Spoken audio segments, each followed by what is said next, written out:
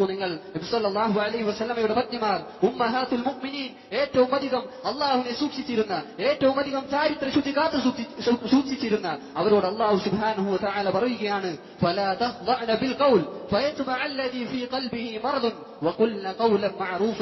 നിങ്ങൾ ഏതെങ്കിലും ഒരു അന്യപുരുഷനോട് സംസാരിക്കേണ്ട ഒരു സാഹചര്യം വന്നാൽ, മറക്കപ്പുറത്താണെങ്കിൽ പോലും നിങ്ങളുടെ സംസാരത്തിൽ കൊഞ്ചിക്കുഴയുന്ന മൃദുലമായ ശബ്ദത്തിലുള്ള സംസാരങ്ങൾ ഉണ്ടാകുവാൻ പാടില്ല.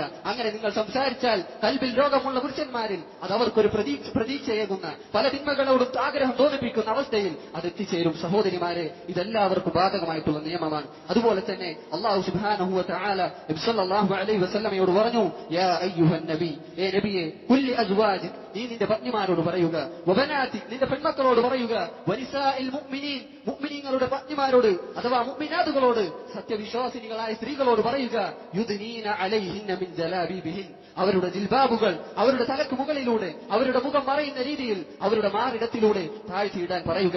ദാലിക അദ്നാ അൻ യുഅറഫ്ന ഫലാ യുദൈൻ, അതാണ് അവർക്ക് ഏറ്റവും, അവർ ചാരിത്ര ശുദ്ധി കാത്തു സൂക്ഷിക്കുന്ന നല്ല സ്ത്രീകളാണെന്ന് അറിയാനുള്ള അടയാളമാണത്. അതുപോലെ തന്നെ അവർ ഉപദ്രവിക്കപ്പെടാതിരിക്കാനും വേണ്ടിയിട്ടാണത്. വകാന അല്ലാഹു ഗഫൂറർ റഹീമ, അല്ലാഹു അങ്ങേയറ്റം പാപം പൊറുക്കുന്നവനും കാരുണ്യവാനുമാണ്.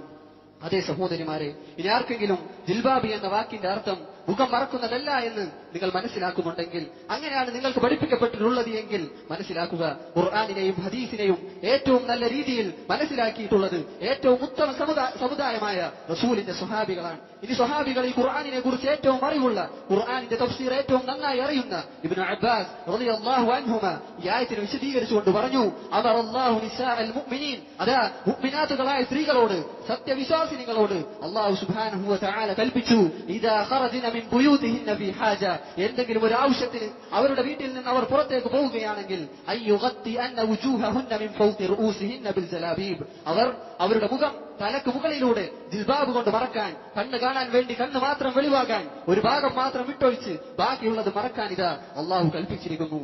അതേ സഹോദരങ്ങളെ, അള്ളാഹു സുബ്ഹാനഹു വ തആല അവന്റെ ദീനിലൂടെ ഏതൊരാൾക്കും, അത് പുരുഷനാകട്ടെ സ്ത്രീ ആകട്ടെ, അവർക്ക് ഏറ്റവും നല്ല ജീവിതത്തിന്, പരലോക വിജയത്തിനുള്ള നിയമങ്ങൾ ഇതാ ഒരുക്കിയിരിക്കുന്നു. അതുകൊണ്ട് അതനുസരിക്കലാണ് നമുക്ക് ഏറ്റവും രക്ഷയായിട്ടുള്ള മാർഗം.